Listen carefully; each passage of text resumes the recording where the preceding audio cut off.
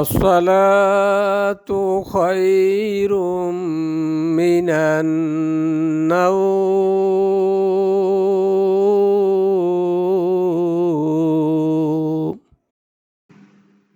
الحمد لله الذي أحيانا بعدما أماتنا وإليه النشور.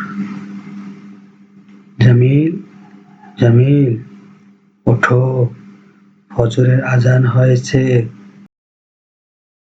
ভাইয়া, বাবা ডাকতেছে, ওঠো, নামাজ পড়তে মসজিদে যেতে হবে।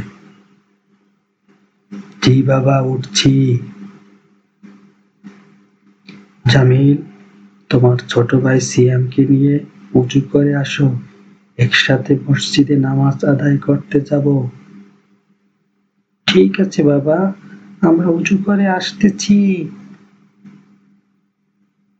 বাবা, বাহিরে অনেক ঝড় বৃষ্টি হচ্ছে, আমরা আজকে কিভাবে মসজিদে গিয়ে নামাজ আদায় করব? আজকে আমরা বাসায় একসাথে জামাতে নামাজ আদায় করব।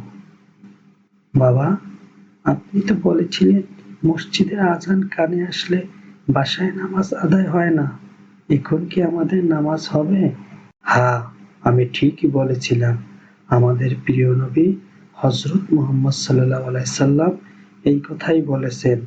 তবে ঝড় বৃষ্টির কারণে মসজিদে গিয়ে নামাজ আদায় করতে না পারলে ঘরের ভিতরেও নামাজ আদায় করা যায়।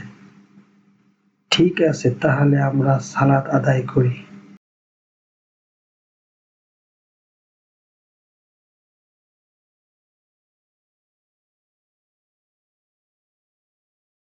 আল্লাহুম্মা আমিন। রব্বানা আতিনা ফিদ দুনিয়া হাসানাহ ওয়া ফিল আখিরাতি হাসানাহ ওয়া কিনা আযাবান নার। রব্বিরহামহুমা কামা রাব্বায়ানি সগীরা। ইয়া রাব্বাল আলামিন, আপনি আমাদের নামাজকে কবুল করে নিন, আমাদেরকে সরল সঠিক পথে চলার তৌফিক দান করুন, আমাদের পরিবারের উপর রহমত বর্ষণ করুন, বিরহমাতিকা ইয়া আরহামার রাহিমিন। বাবা, ভাইয়া যে আরবিতে দোয়া করলো তা তো বুঝলাম না। তোমার ভাইয়া পড়েছে রব্বানা আতিনা ফিদ দুনিয়া হাসানাতাও ওয়া ফিল আখিরাতি হাসানাতাও ওয়া কিনা আযাবান নার। এর অর্থ হলো, হে আমার প্রভু, আমাকে দুনিয়াতে কল্যাণ দান করো, আখিরাতেও কল্যাণ দান করো এবং জাহান্নামের আগুন থেকে বাঁচাও।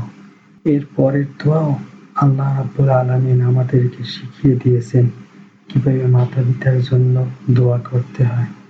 রব্বিরহামহুমা কামা রাব্বায়ানি সগীরা। এর অর্থ হলো, হে আমার প্রতিপালক, তাদের উভয়ের প্রতি রহম করো, যেমন তারা শৈশবকালে লালন পালন করেছেন। তাহলে আজকে আমরা কি শিখলাম বলতো?